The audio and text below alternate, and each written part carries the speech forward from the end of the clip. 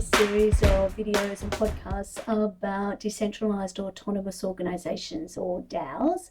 And in this particular recording, we're going to be comparing and contrasting DAOs with traditional corporations and discussing some of the legal and regulatory implications for those similarities and differences.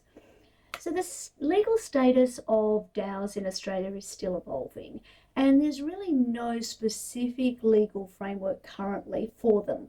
So as a result, it's not really clear whether a DAO can hold assets or enter into contracts in the same way as a traditional legal entity, like a company that has legal personality, or a trust where the trustee can hold assets for the benefit of the beneficiaries of the trust.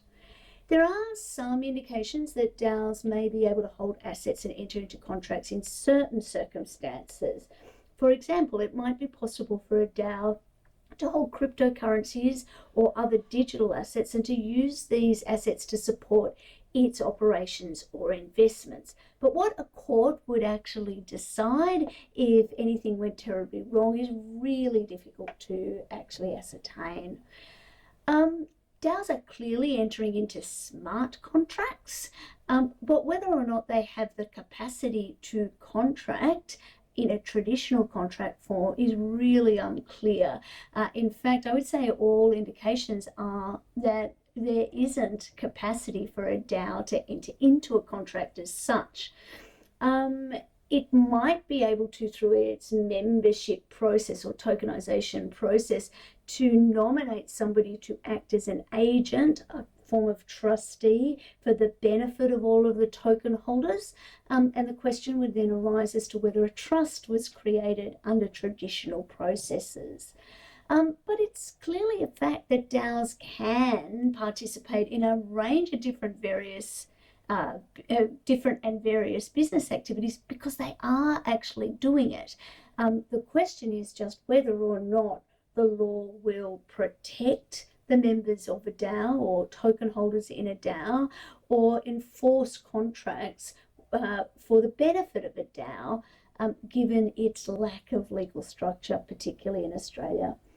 So as the legal and regulatory implications of the kinds of activities that DAOs do are unclear, and each set of circumstances is going to be case by case, I certainly wouldn't be recommending that you jump out there and set your business up as a DAO to start off with.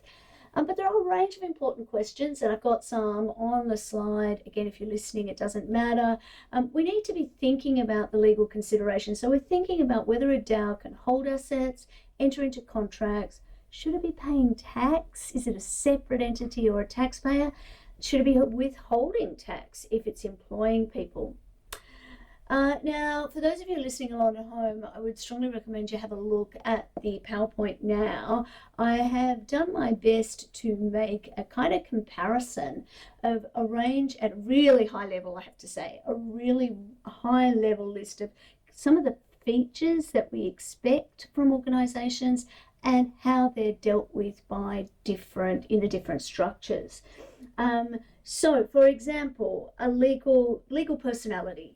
A corporation definitely has it. A managed investment scheme, which is, it's not a trust, but it's a form of, or an entity that is capable of investment, that's well recognised under the Australian law. It has legal personality through its responsible entity. Partnerships themselves don't have legal personality. Neither do associations. And right now I'm assuming that a DAO doesn't either, not without some changes to the law anyway. Liability, on the table here I put shareholders, but I'm really talking about owners, I guess. Now, for both an MIS and a corporation, this is limited to the capital that they have invested. In relation to a partnership or an association, it may well be unlimited liability because there isn't a separate legal entity that stands between them, that places that veil between those owners and the assets and the obligations that they undertake. In relation to a DAO, the literature talks about this idea of diffuse liability. The anonymity or the pseudonymity that goes with the ability to hold assets, including tokens, in a DAO means that it can be very difficult to actually trace who the owners are. Having said that, that's really a practical issue as opposed to a legal issue, as in the way that I think about it.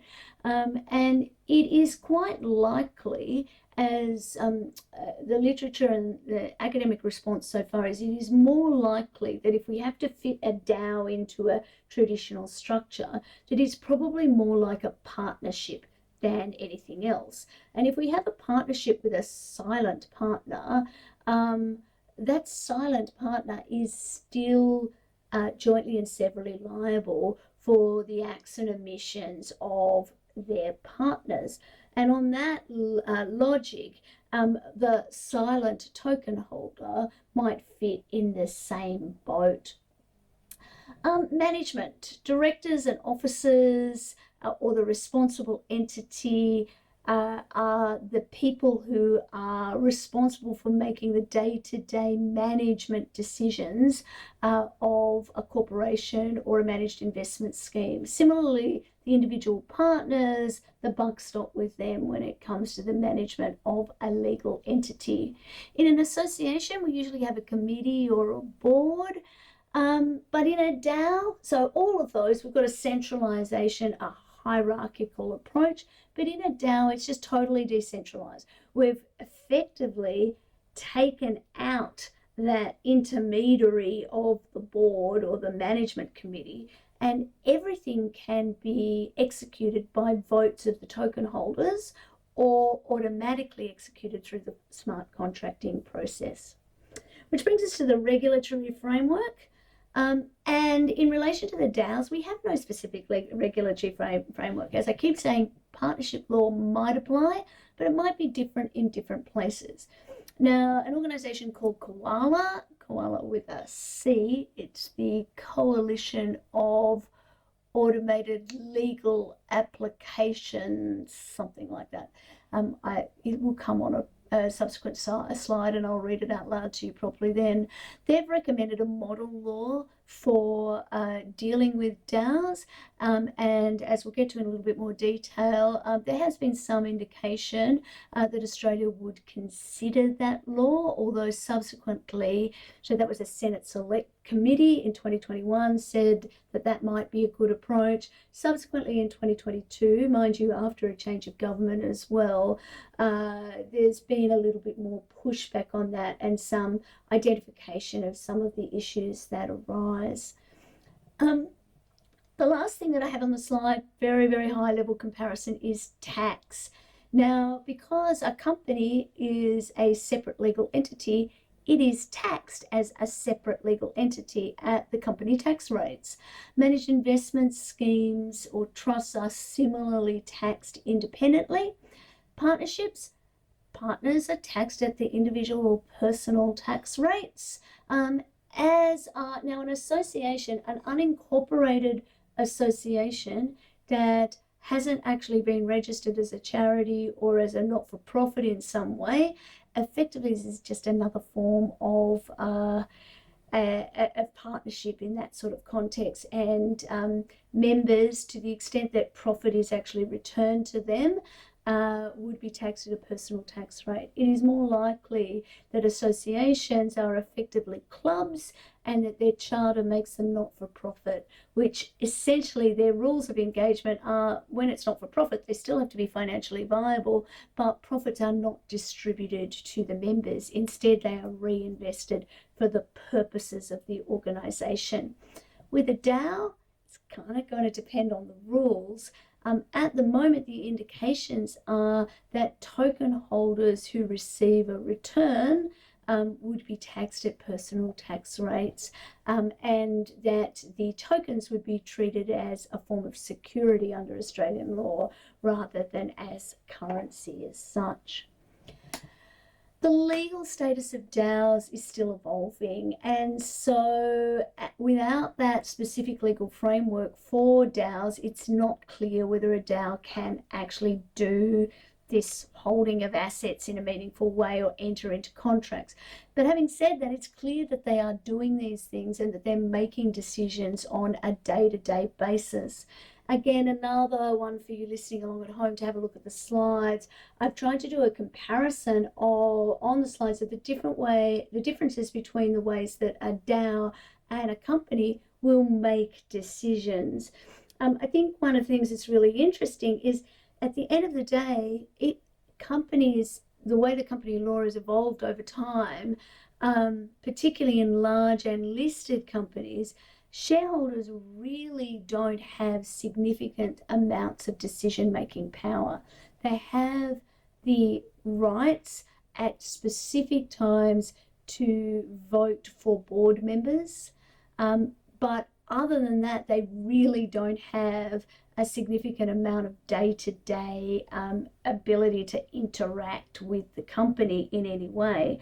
Where when we have a DAO, member voting can be ongoing, it's digital, can even be automated using smart contracts without any intermediary, which means token holders can be involved in the day-to-day decisions of how a DAO operates. So have a look at the summary on the slide and think about what that means for the way that you as business people might run your organization if it was actually practical and easy to get input from the stakeholders in proportion to their investment in the organization from time to time. Sorry, just quick look at the notes there to see if I've made the point I want to make, and I think I have. So in the interest of keeping us within time, I mentioned earlier that there was a Senate Select report that was put together in 2021 under the previous government, and quoting from one of the submissions to that committee, I think this really sums up where they landed on the status. The current legal status of DAOs is analogous to the legal status of corporations prior to limited liability companies. In other words, before there was legislation which made it possible for a company to have limited liability, when we only had chartered companies that existed by royal decree. Prior to limited liability companies, it was untenable for individual shareholders to have moral culpability for the action of corporations, as they lacked the power and control mechanisms to discipline errant management. And ultimately, this, as in the report, they work through what these options are and ultimately come up with a recommendation that the Australian government establish a new decentralised autonomous organisation company structure, most likely following the COALA recommendations, which I'm going to show you in a minute. So the report gave the recommendations for the Australian government to formally recognise DAOs as a legitimate corporate structure. Actually, the government accepted this, by the way, back in 2021, and since then the DAO Regulation Roundtable has progressed the notion of an Australian DAO regulation and indicated that this regulation is likely to be a light touch legal framework. It's likely to exclude algorithmic DAOs, so things like Bitcoin, and apply to participatory DAOs. So like Upside DAO, a DAO that I mentioned earlier today. Of course, there are lots of questions that they're going to need to answer in order to do that. Like, what's going to be the territorial reach? What kind of jurisdiction are they going to try and impose? Will the Australian regulations apply if the DAO does business in Australia, or if it has Australian investors? What is that going to look like? The regulatory structure for decentralised autonomous organisations the committee, the Senate Select Committee, in considering what the regulatory structure for DAOs should be, heard a range of evidence, including a lot of evidence about the rapid uptake of decentralized finance, so DeFi applications over more recent times. DeFi protocols seek to replicate or to supersede traditional financial services and products by utilizing a decentralized structure that removes the need for intermediaries and centralized control. And the way that Australia has regulated its financial products, principally to protect investors, is by ensuring that the intermediaries provide proper disclosure, that they know who their clients are, and that they take particular steps to protect and understand both the client and the underlying investment. Of course, since the Banking Royal Commission back before the days of COVID, remember that, it's very clear that most people have a very low level of respect for the intermediaries in the Australian financial services sector. And there is a real push to reduce intermediaries and to use smart contracts and DAOs to provide an alternative mechanism. But of course, that's a completely unregulated mechanism.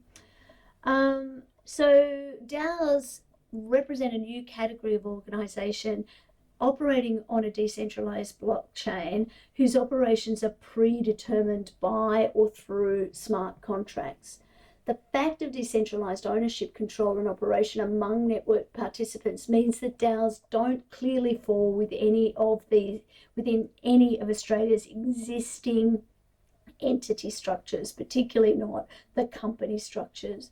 Legal liability for members, so the token holders that is really unclear, and the regulatory uncertainty is preventing the establishment of projects on a significant scale in Australia.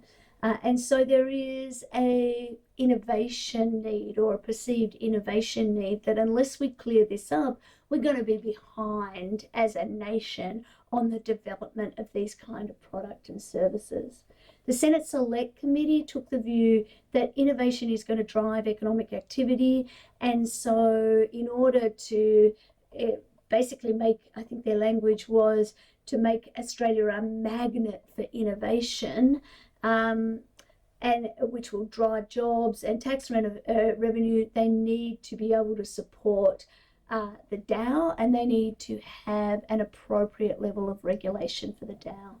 Now, there are some places, Wyoming in the US being the first of them, but also Vermont, that now have legislated structures for DAOs.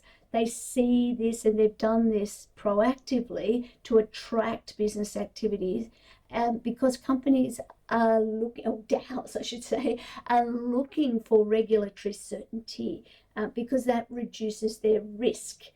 If they know that contracts can be enforced or how they're going to be taxed, those kind of things. And the Senate Select Committee was of the view that Australia should take the lead internationally on this. So I mentioned the COALA report before, the COALA model law. COALA stands for the Coalition of Automated Legal Applications, but they do have a little picture of a koala on their front page. On the screen, I've got a GIF that I'm hoping would roll. It might not. Let's see. Rolling again now. Basically just showing you what the table of contents is of that law.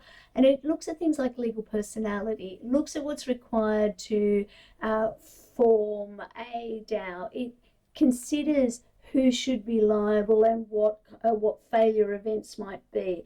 Also addresses the taxation issues. I'm not recommending that you read this, but it wouldn't be a bad idea to have a flip through it, not so much to understand what it says, but to understand what it is that it's talking about, because that can inform your thinking about what you might want to see in a law that addresses these questions. And it's something that we will cover in a lot more detail next week. So, as I mentioned before, the Australian government at the time agreed with the recommendations that were made by the Senate Select Committee in principle. The quote I have on the slide, and I'll read it from you, basically comes from the recommendations or the government's response, where they said that looking forward, Treasury will commence consultation on other important issues, including appropriate regulatory structure for innovative new corporate structures like DAOs and the viability of a new central bank digital currency, just going back to what we were talking about in the last week or so. So public consultations on the issues were to commence in the second half of 2022.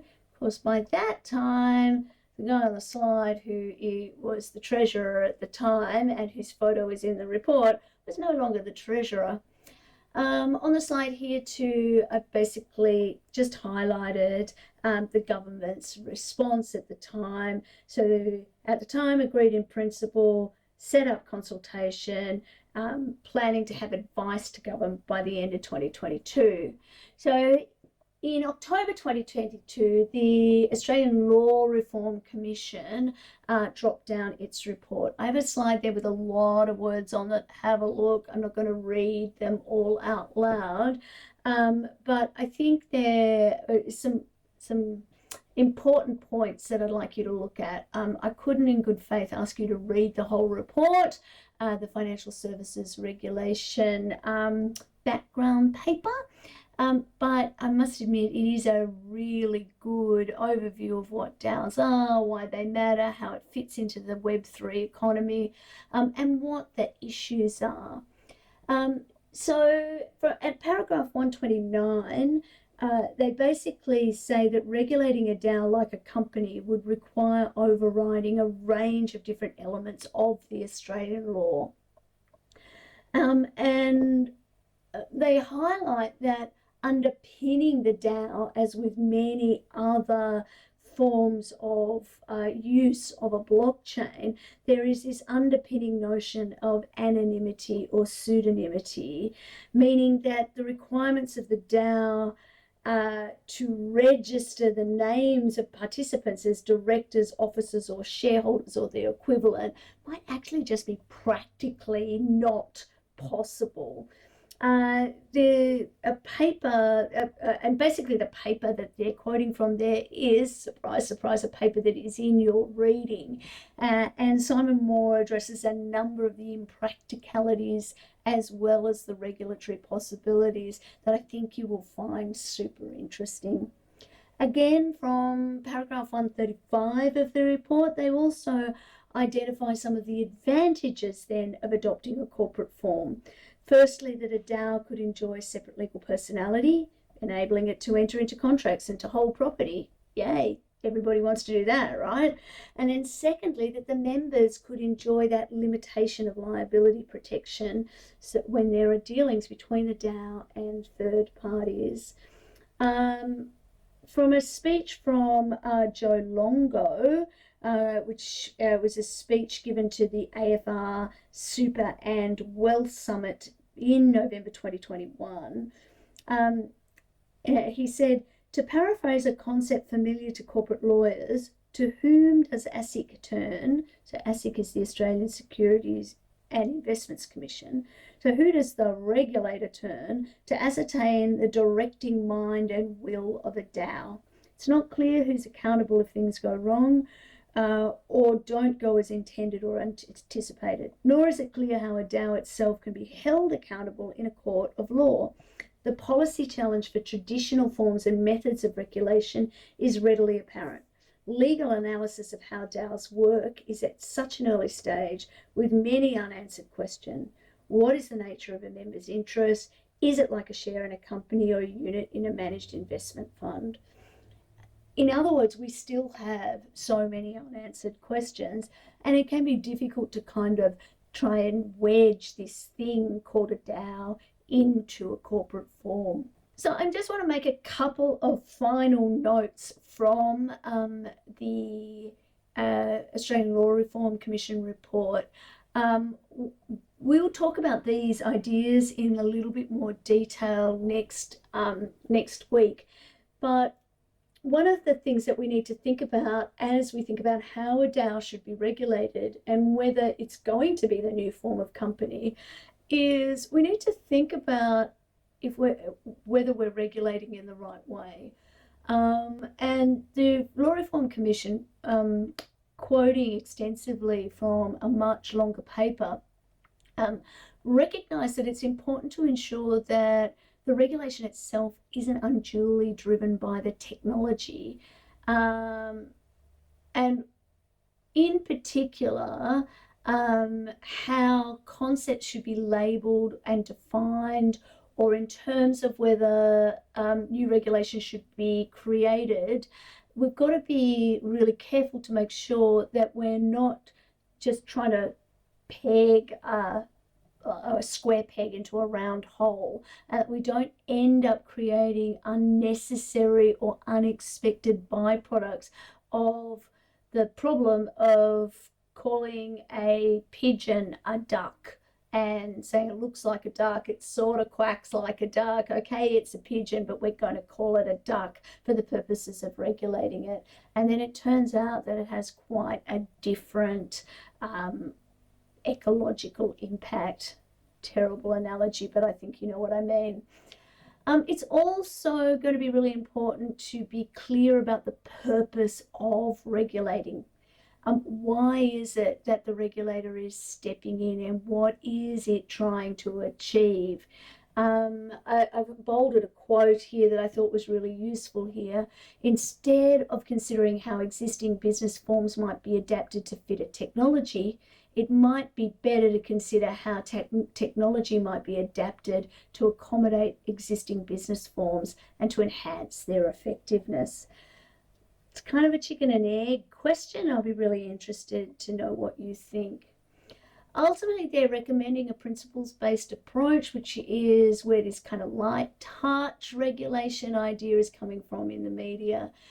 Again, quoting from the paper, it is possible that the impact of technology will result in a move away from prescriptive rules-based approach to regulation in favour of a more principles-based approach, one which is supported by clearer outcomes and can better accommodate new technologies and practices. In the next video, I want to start us thinking a little bit more about risk and ethical considerations. And I'm going to be making that one tomorrow. So I will see you then. Cheers.